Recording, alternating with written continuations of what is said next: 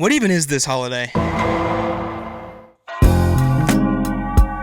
Welcome back to Soup, and today, I'm traveling through time. As the spooky season comes and goes, I often wonder, how did such a holiday ever become a thing? How has it come to be that we all dress up as like ghouls and goblins, going around asking people for candy and then tricking them if they don't give us any? How does any of that make even a remote amount of sense? And on top of that, as a Christian, why would I go around celebrating demons and zombies and all things that are classically evil? And all of these questions swirl around my head around this time of the year, and today they're coming out for all of your faces to see.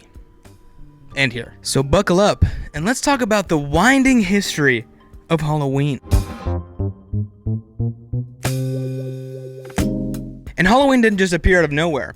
It's a product of over 2,000 years of cultural blending, fear, faith, and harvest time all combining into one cohesive thing. And it all began with a Celtic holiday named Samhain. I think I'm saying that right. The spelling's on the screen if I'm not saying it right. It's an ancient festival marking the start of the dark half of the year, or winter. But to the Celts, it was more than just a time to commemorate seasons. This was a time where the veil between the spiritual and the natural was thin. Fires were lit, crops were offered, and spirits, both good and bad, were supposed to walk around the earth. And if you've seen my What is a Demon video, there is really no such thing as a good spirit, but we'll get back to that later. As the centuries rolled on, new powers and religions entered the scene, and by the Middle Ages, Christianity was reshaping the entirety of Europe's spirituality scene. And in the 8th century, Pope Gregory III introduced something called All Saints' Day. This day was set on November 1st and was existent to kind of honor saints and people of the like. And the night before, October 31st, became All Hallows' Eve, and over time that just slurred into Halloween. And this was a blend of pagan and Christian customs that turned into a hybrid festival. Medieval Europeans still believed in spirits, but they just put them in more of a Catholic worldview, and it fit with the ideas of purgatory and the like. Fast forward into the modern era, and Halloween has taken on some new faces. In Ireland and Scotland, the tradition of guising, or dressing up to mimic or trick spirits, continued. As immigrants from those countries moved into the US, that slowly morphed into wearing costumes. But that doesn't mean that the ancient threads have disappeared. Modern Halloween is a tapestry that's stitched together by beliefs, pagan harvest rites, Christian festival days, and a Victorian-era fascination with the macabre. And depending on who you ask, Halloween is either a harmless night of fun or something that should be left in the past and not even dealt with. And that's exactly what I want to talk to you about today.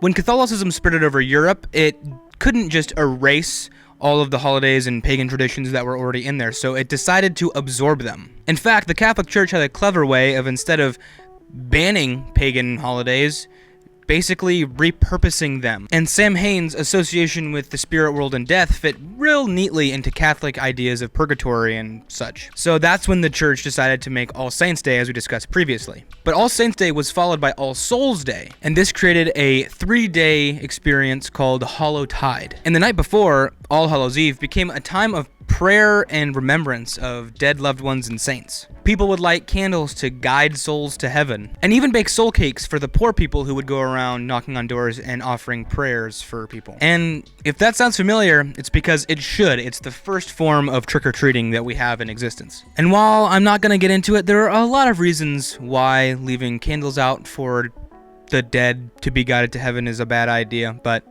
we're just not going to talk about that right now. Maybe that's another video. And as Catholicism expanded, so did these traditions. But in Protestant regions, these activities became kind of out of the norm and didn't really fit into their ideologies. Halloween survived largely in part to the Catholic and Celtic traditions that have kept it alive to this day. And Christianity's influence on Halloween is still around to this day, even in the name, Halloween. It's the hollow meaning holy, and een, which is a shortening of evening, so holy evening. But it is far from a holy evening, and we will talk about that in a second. And again, like we discussed before, Halloween for Christians is either a harmless night to dress up and kind of have fun, or it is to be approached with caution and respect and with a little bit more of a wariness.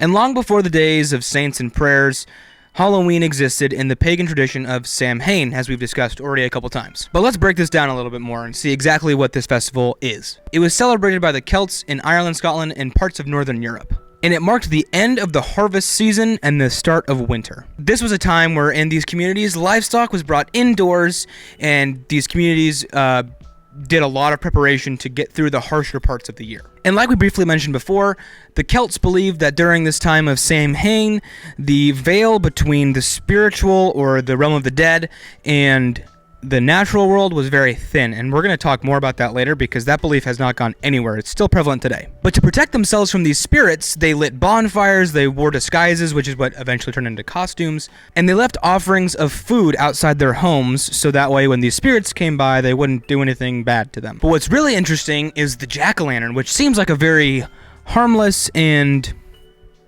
cute part of Halloween. Jack-o'-lanterns trace their beginnings to Celtic lore of a trickster doomed to earth named Stingy Jack. He'd go around tricking people and doing all sorts of nasty things, and he was represented as nothing but a faint glow in a turnip. And eventually, I guess they changed to pumpkins somehow. And though Samhain never explicitly was about devil worship or anything like that, it did glorify the dead and evil spirits, which were only here to trick and torment people, which I bet that sounds familiar. So while today's Halloween is supposedly just about fun, its ancient DNA is still very much embedded at the core of this holiday.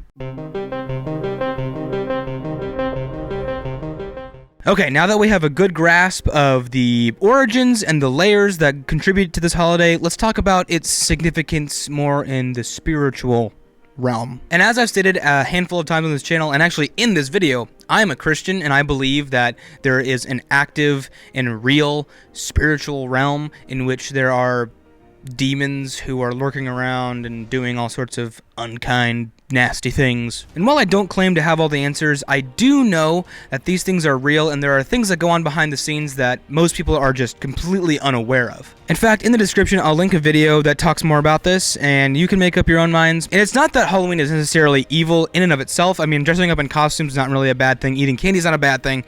These are arguably good, fun activities to be participating in.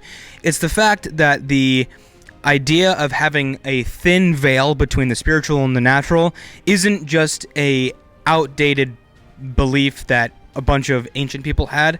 Modern day occultists, New Agers, and Satanists all hold this same belief, and they do stuff about it. And some of these things that might seem harmless or benign to you and me have a much bigger and sinister impact than either of you or I could ever know. And I don't care if anyone else tells you different, but witchcraft is evil. Even if it seems like you're doing quote-unquote good magic or like white witchcraft, I've heard of that. I've even heard of Christian witchcraft.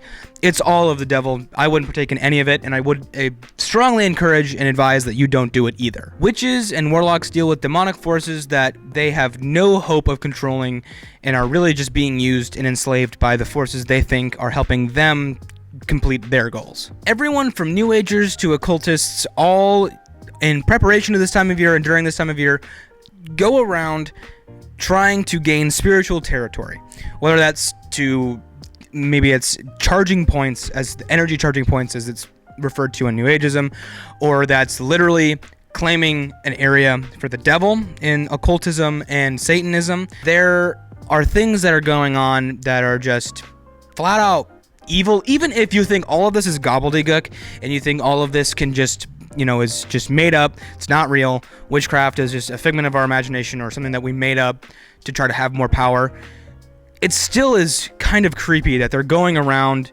doing these things and they believe that it has a purpose. That in and of itself, it should be a red flag. Hey, editing Jeremiah popping in here. Just had a thought while I was editing this to add to that point.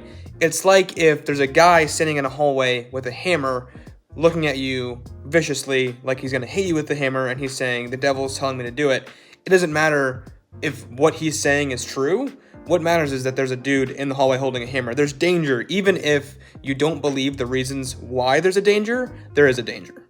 And again, you could choose to not believe any of this. You're a free person. Think whatever you want. You probably think that I'm cuckoo right now, and that's totally fine. I am just telling you what has come out of the witchcraft community itself.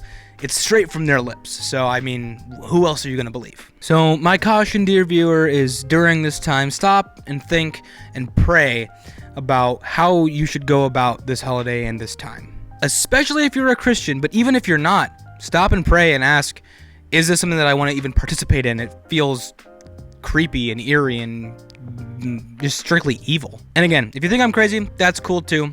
Just, you know, whatever. Well, we got through it. This is something that I've thought and wrestled about most of my life, especially as a Christian, you know, talking about this stuff. It's just something that I've always kind of thought about and wondered about. So I've come to my conclusions. You come to your own conclusions. Whoop-de-doo. But I hope this video is at least interesting to you, because it's certainly very interesting to me. And Halloween has always struck me as a weird holiday just in general. Every other holiday is like cheery and family oriented and very like celebration, and this one's just weird and dark and creepy. Ugh. Anyways, thank you for joining me down this rabbit hole. If you enjoyed this video, please consider subscribing, give a like, comment, whatever you want to do down there, and I'll see you in the next one. Bye-bye.